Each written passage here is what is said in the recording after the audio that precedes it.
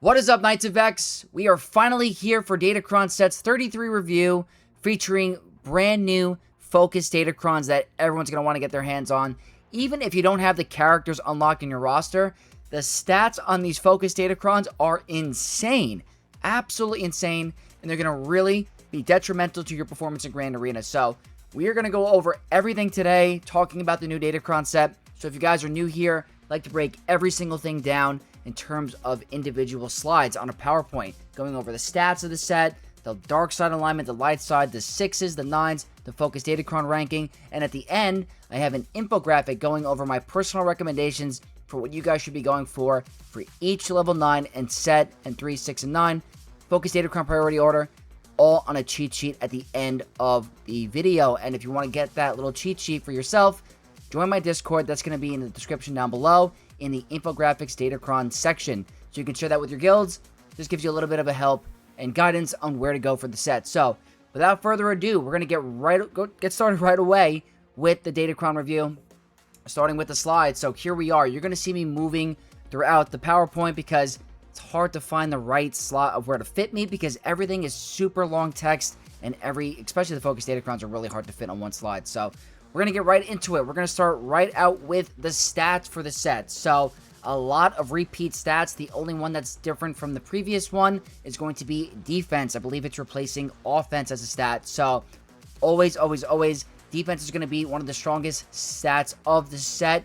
It can simply impact major matchups like not being able to hit your opponent very hard because they have a 200% defense cron or sometimes even a 300% defense cron can really impact matches, and it makes just ultimately really hard matchups. Like Ray this season with a very high defense cron is going to be a massive problemo. There's not a lot of armor pen floating around, so you got to really be careful. Obviously, this next important stat, critical damage, is going to be one of your go-tos as a offensive power tool stat. Very good in many different teams. Just being able to hit very hard amplifies your damage. It's simply super important. Protection, one of the third most and practically becoming an essential stat for a Datacron set because so many teams are relying on it. More and more, we're getting more teams you're going to have to get a Datacron dedicated for protection for. So, for example, Jedi Master Luke, a lot of stuff off of protection. Satil Shan, Jocasta Nu with base, all really impactful with extra protection. So, a very important stat. And that goes the same way with health. Health is very important for the majority of teams.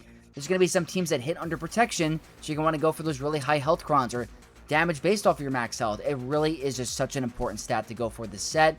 You're going to want to get a bunch of crons dedicated to health. And then moving on to the decent category, potency and tenacity are never going to be a go-to stat, but there are very impactful in certain situations. Being able to apply debuffs when a opponent has a very high tenacity stat or modding, it's very nice to have. So having some potency on some crons is not the end of the world, or even if you want to go hard for one particular Datacron with very high potency, it will help you a tremendous amount. Same thing goes with tenacity. If you're trying to prevent your opponent from applying debuffs, having some very high tenacity crons are actually very nice. And the one stat that I have been really opposed about for the past couple, months, but I'm finally starting to realize that it can have a use in certain teams, is going to be critical chance. It's by far not the stat you're going to want to roll on the 8 or the 7, but it is very nice to have some critical chance on a cron for some of those teams that have very low crit chance. So like someone like Ben Solo, really helpful to have high crit chance, so that way he can really land his high special damage critical hit since his base critical chance is so low. And for example, Night Sister Spirit, trying to land a crit on Ezra with a crit avoid arrow. Being able to have some extra critical chance will only help you guarantee landing that big crit. So that's talking about the stats really quick, just going over different scenarios and how they could be impactful for the season. So I had to let you guys know about that.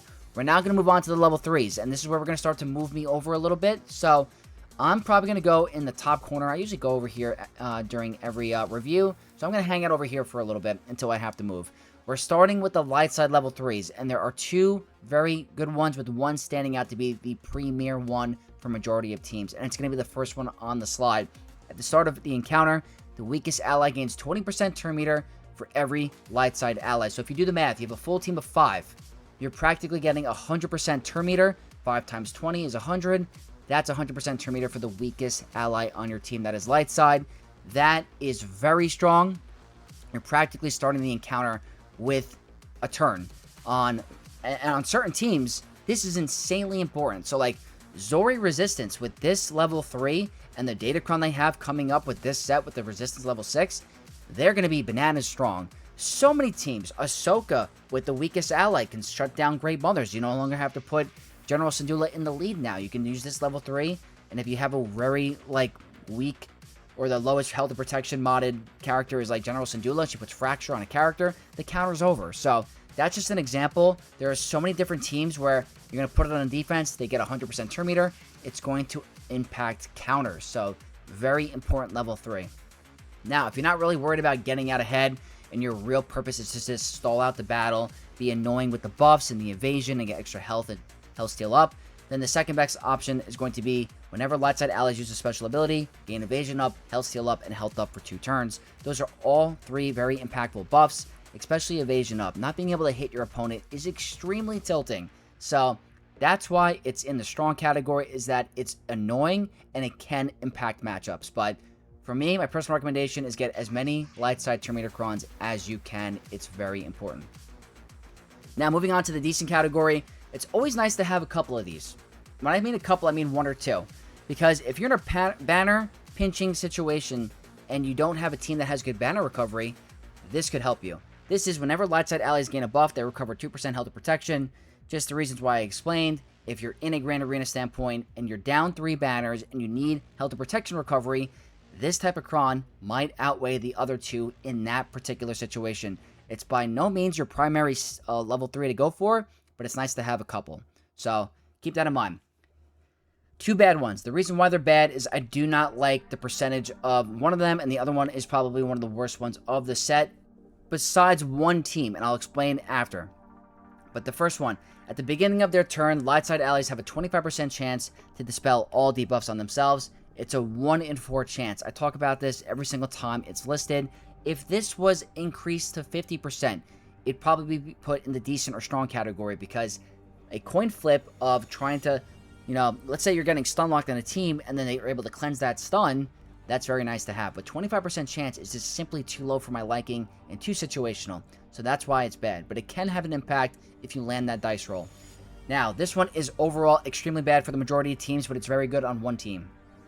It reads, whenever light side allies are evaded by an enemy, that ally gains accuracy up for 2 turns, and they inflict evasion down for 2 turns on that enemy who can't be evaded. Now I'm going to give you guys 5 seconds to guess what team that you think it's going to be impactful for. Ready? 4, 3, 2, 1. Bad Batch. Yes, I think that this cron is meant for Crosshair, because Crosshair has very low accuracy. This will help him speed up his shaken stacks and be able to join the fight faster. So I always forget about this with Bad Batch Crosshair. He can do very well with it, and honestly, it's very nice to have. So that might be your premier one for Bad Batch if you're not planning on using the Batcher level 6. That way, he can get out ahead and start to attack enemies a little bit faster. So those are the light side level 3s. We're now going to move on to dark side level 3s.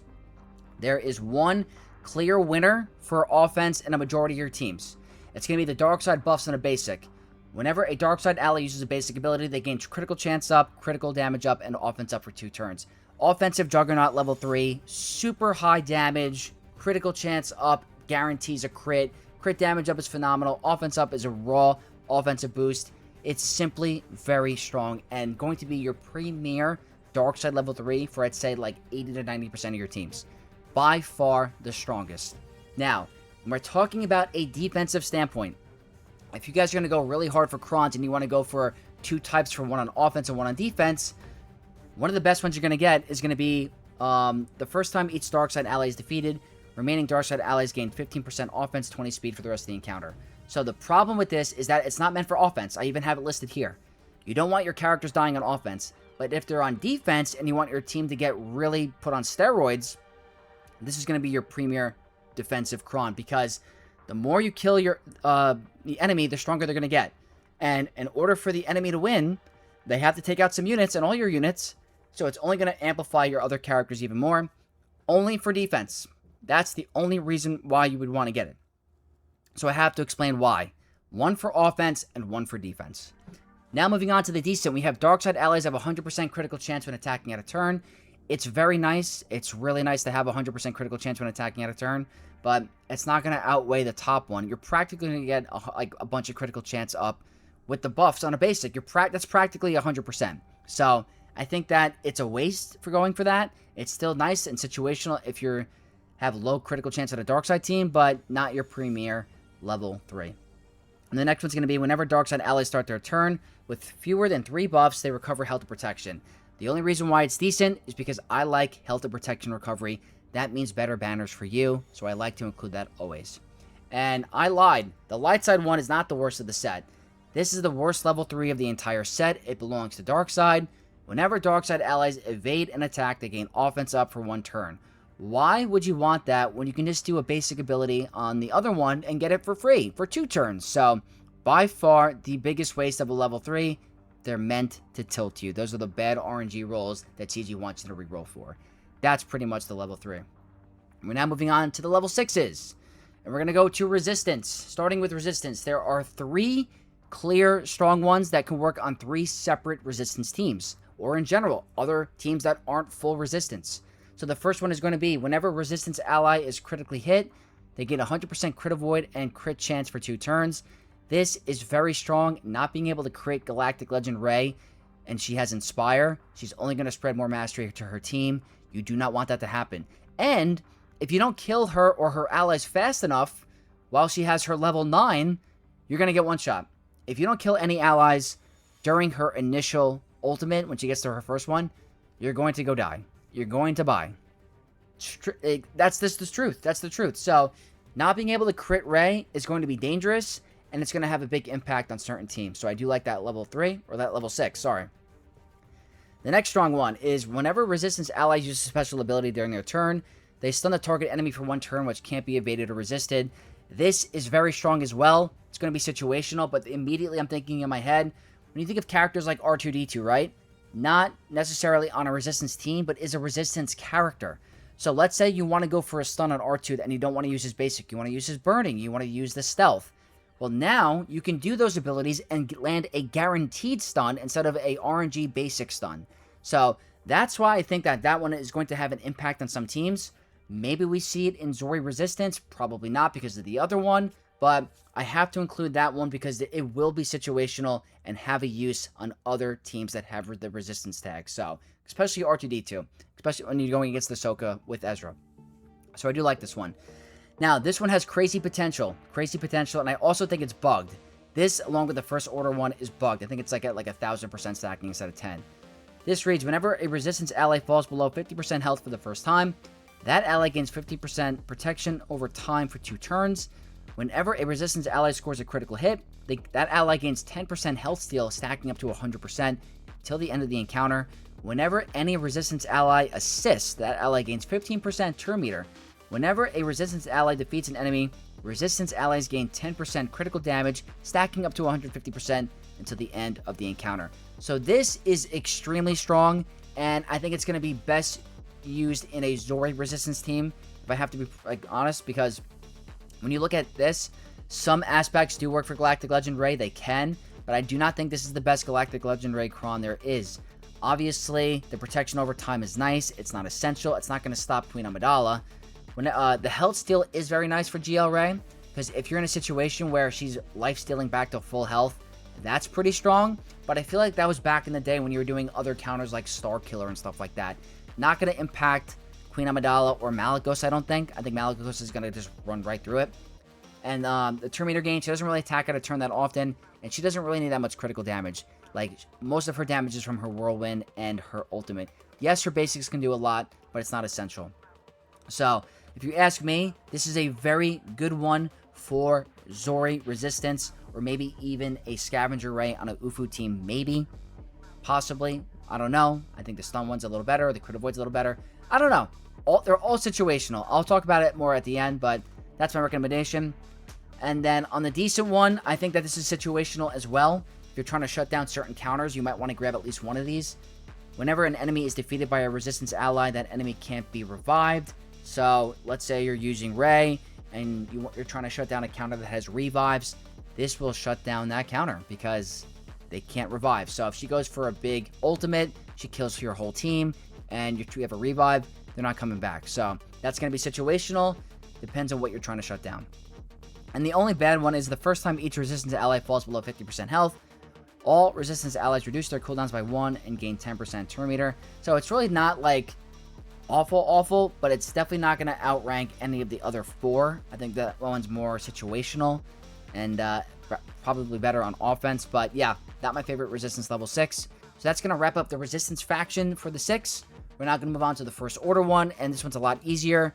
There's clearly one strong one, and don't expect to make multiple first order teams viable this season because of the faction level 6 and 9. It's not going to happen in my opinion. But there's one clear strong one for Supreme Leader Kylo Ren.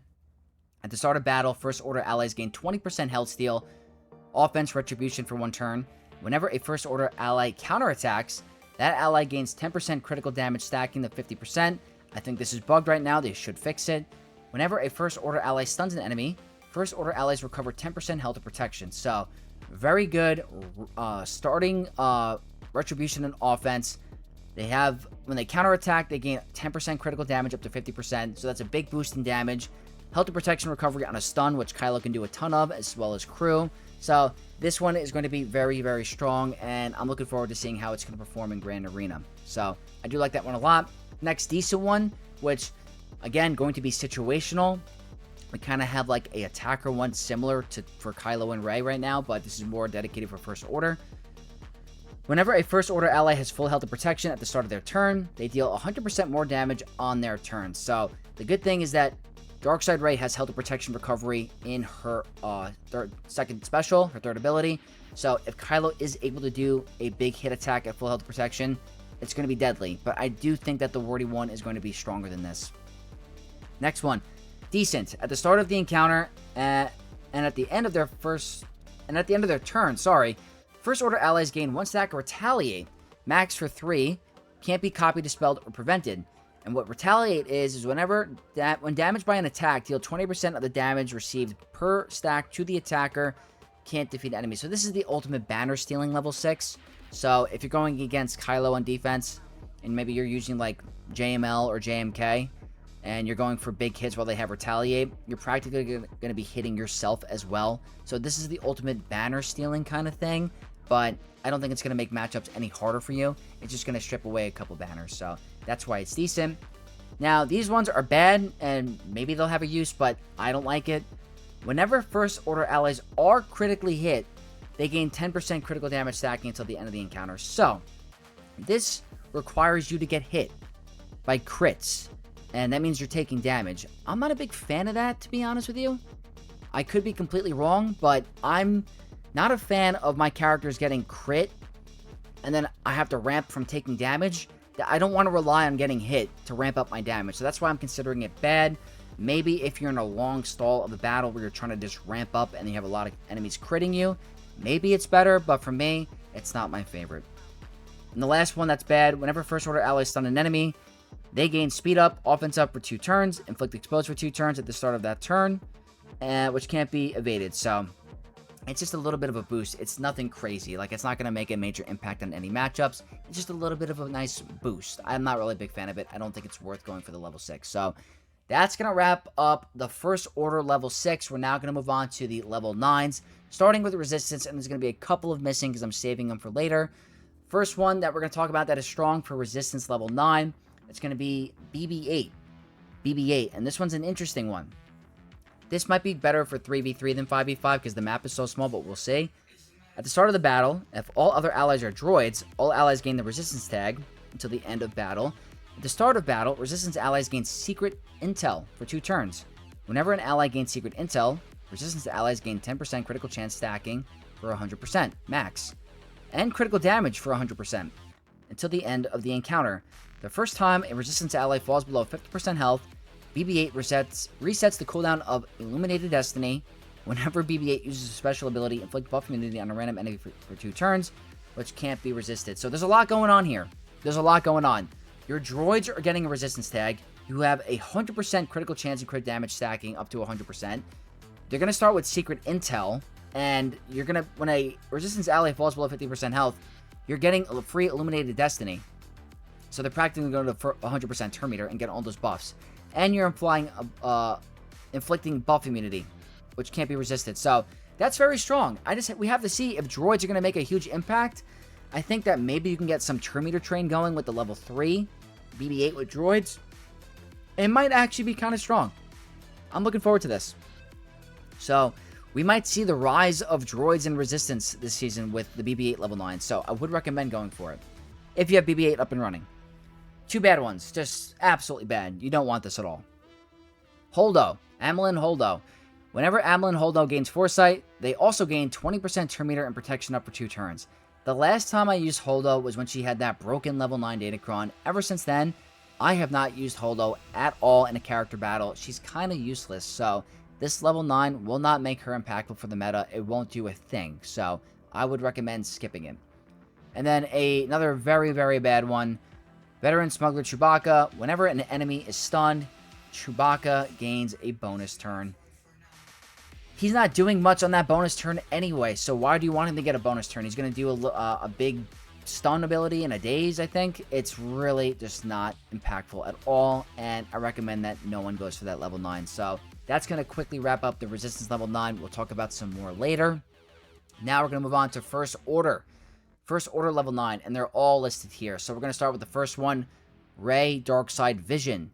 Not the OP Focus Datacron this time. This one's a little bit more balanced in my opinion.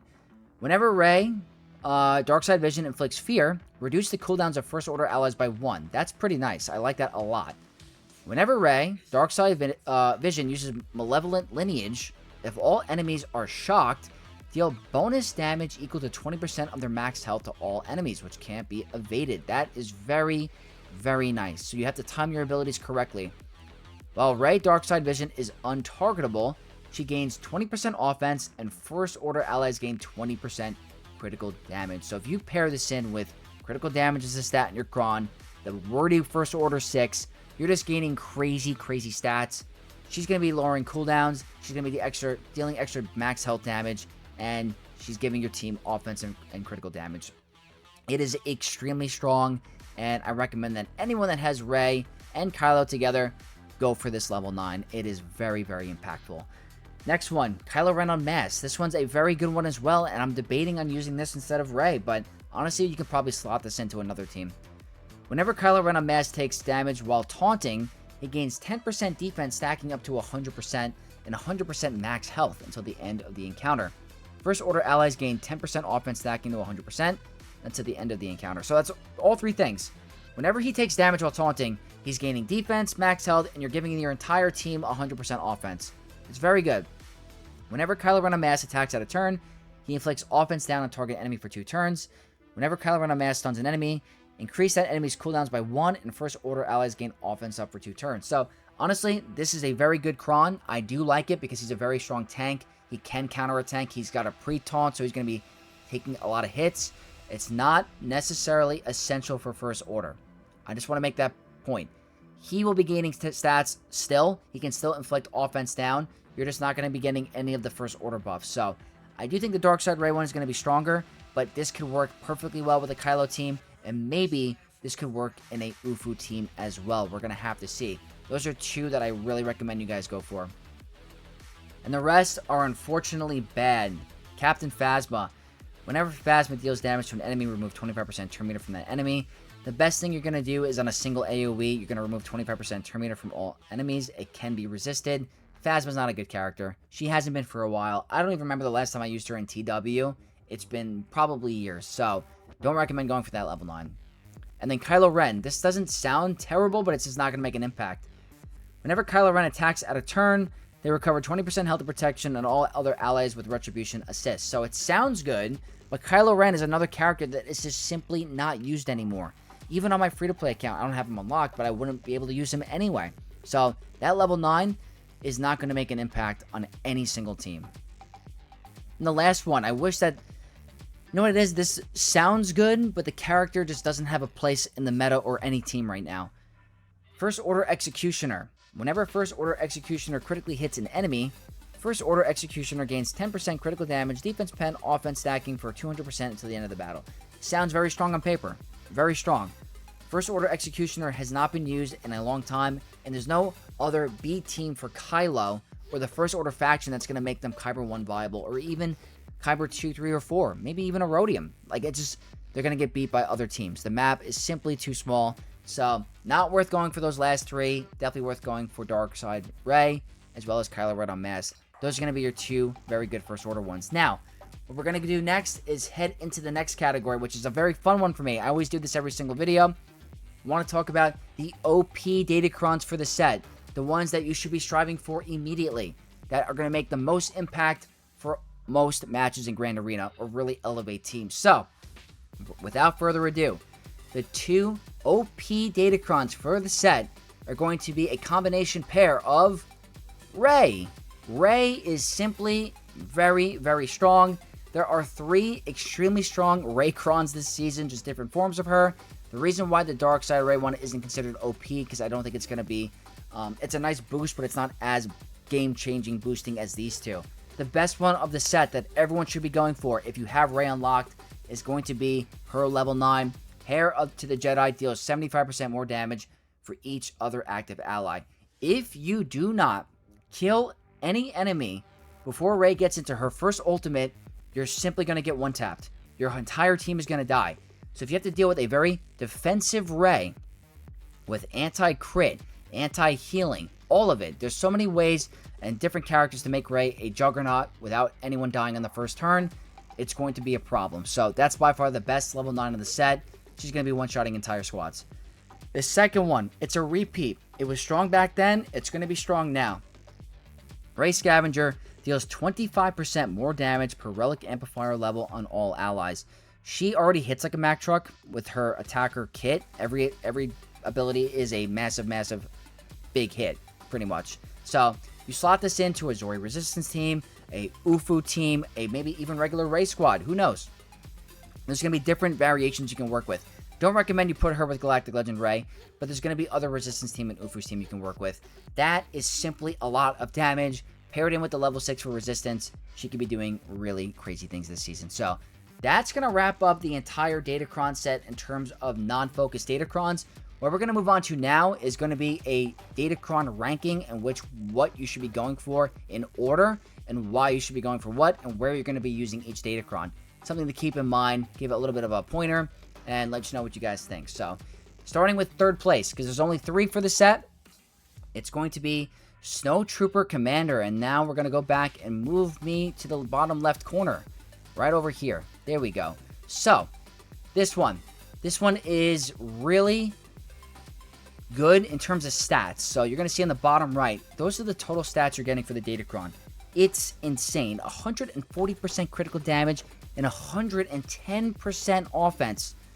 In my personal opinion, this is going to be a cron you use for other teams for a stat check, because those stats are bananas insane. Like, that's probably the most glass cannon cron we've ever seen in the game. That's just simply, the stats are astronomically high. But regardless, we're going to see some players use it with the Snowtrooper Commander. So, this is how it reads at level 3. TIE Fighter Pilot. Whenever another ally uses an ability on their turn, TIE Fighter Pilot assists, dealing 50% more damage. So that's pretty nice. TIE Fighter Pilot does get, used to be very impactful way in the early game, but this might be a little bit of a boost for them, and they'll be doing more damage whenever another ally uses an ability. The level 6, Snowtrooper. Whenever an ally takes a bonus turn, all allies recover 20% health and protection. Snowtrooper gains 20% offense and stacking until the end of the battle. So, there's no cap to that.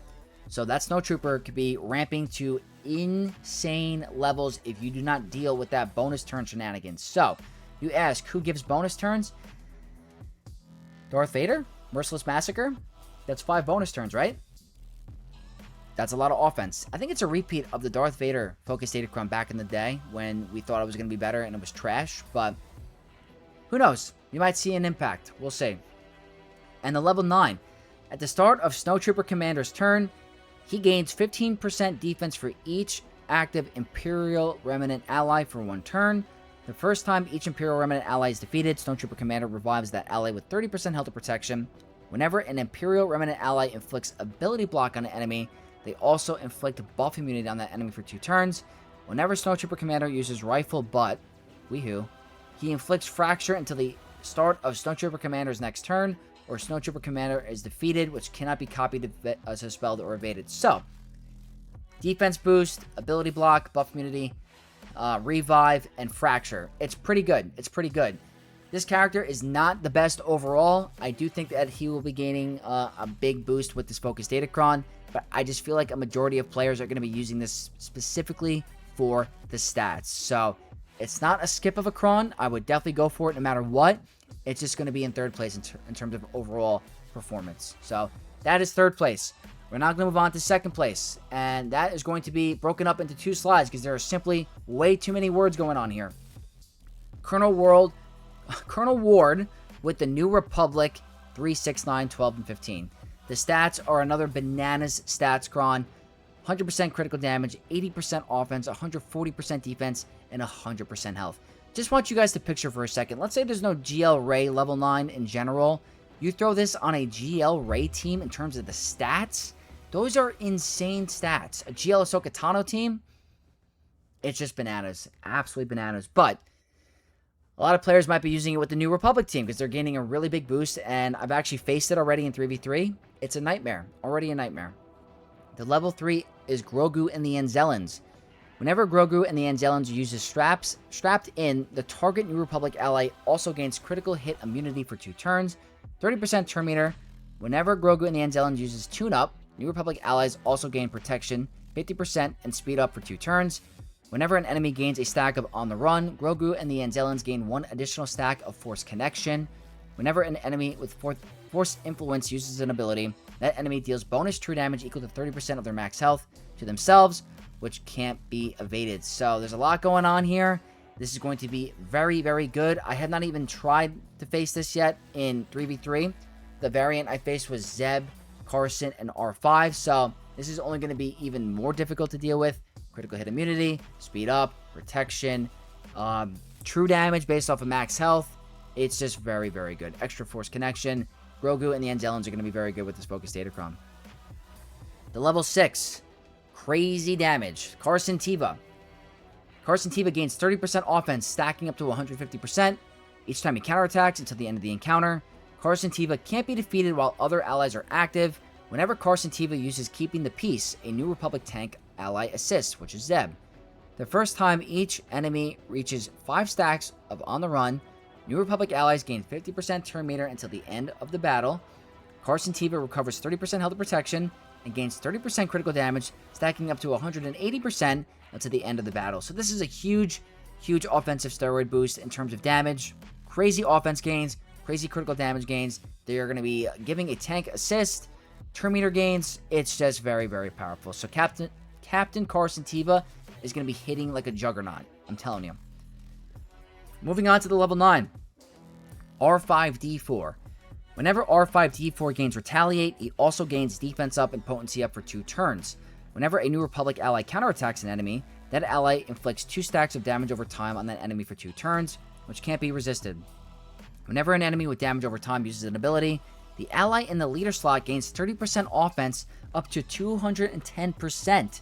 So Carson Teva getting even more of a steroid boost, and reduces the cooldown of Band Motivator by 5 until the end of the battle. So, again, a very strong level 9, turning Carson Teva into just like a Malagos Kylo Ren type of character. Do you see how much offense boost is being gained? It's just insane. So you have already 150% from Carson's level 6. You're going to be gaining 210 from the level 9 from R5, and that's not including the stats on the Cron, which are listed on the top right. It's just a crazy Datacron if you have these guys up and running. Absolutely nuts. We're going to move on to the next slide because I could not fit everything. This is level 12 for Zeb. Well, Zeb is taunting. New Republic allies are immune to ability block, daze, stun, and can't be instantly defeated. Take 30% less damage. It's just crazy. Like, that's just overkill.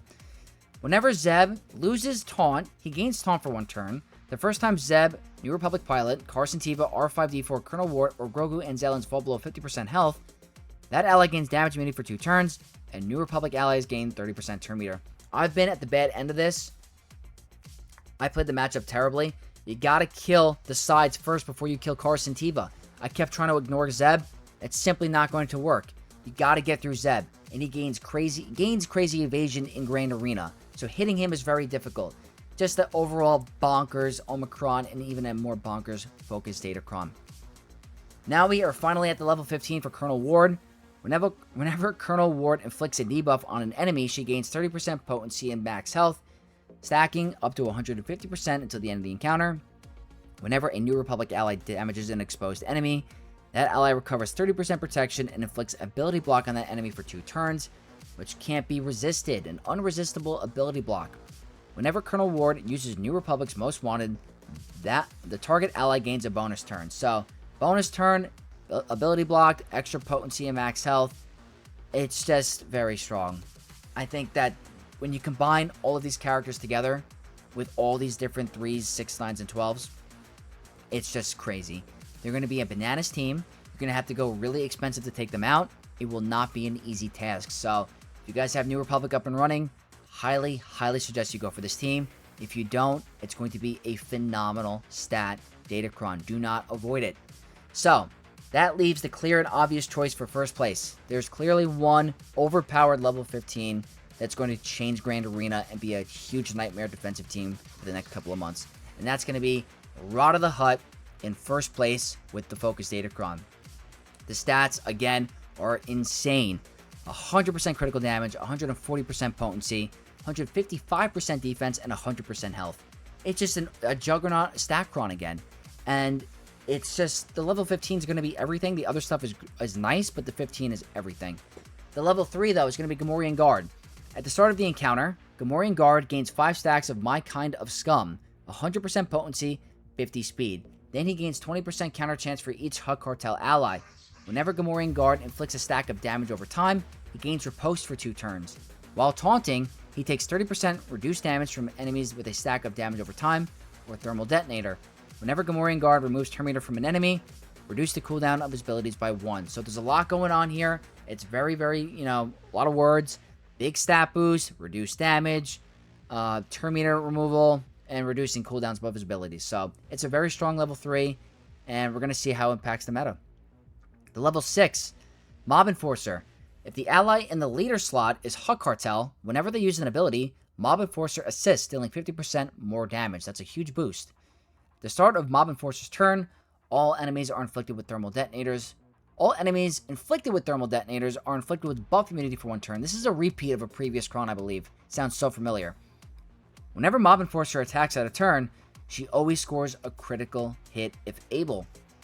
So, if there's no, critical hit immunity, she's landing a crit. Whenever an enemy critically hits Mob Enforcer, that enemy is inflicted with a stack of thermal detonators for 2 turns, which can't be evaded or resisted. So if you already look at Rod of the Hutt's kit, there's so much synergy with thermal detonators. So the more thermal detonators, the better. The buff immunity is going to be nice. The critical hit's going to be nice. Just overall very strong. Moving on to the level 9.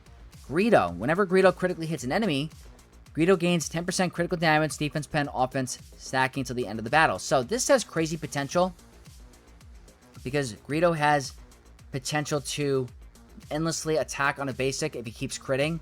So if he attacks 10 times in 1 turn, he's gaining 10% of all those stats right there. So he could be a stacking freaking beast if he gets going with this level 9. So Greedo could be very impactful. He could not be very impactful. It could be some RNG with the landing of the crits or the situation of the battle. So we're going to have to see. But he will be very good with this one. Level 12. Cad Bane. Whenever another ally recovers protection, Cad Bane gains Foresight for 1 turn. This can be pretty annoying, because there's constant ways of recovering protection on this team, especially when Cad Bane does a basic and when Mob Enforcer does a basic, because when Darkside Hutt Cartel support allies damage an enemy with a basic, I believe, the entire team recovers health and protection. So that's a lot of Foresight on Cad Bane. That can be pretty impactful. Now, the most important thing, the level 15 for Rada. It's insane, and it's all about the first line. Rod of the Hutt solo effects are active even when he has allies, so the solo Juggernaut is going to be a powerhouse with a squad of 5, and he's going to be an insanely strong defensive team the next couple of months. Whenever Rod of the Hutt critically hits, he gains 10% critical chance stacking up to 100% until the end of the encounter, so a lot of critical chance is nice. Whenever Rada uses Knock 'em Dead, if any enemy is inflicted with off balance, Hawk Cartel allies recover 15% health and protection.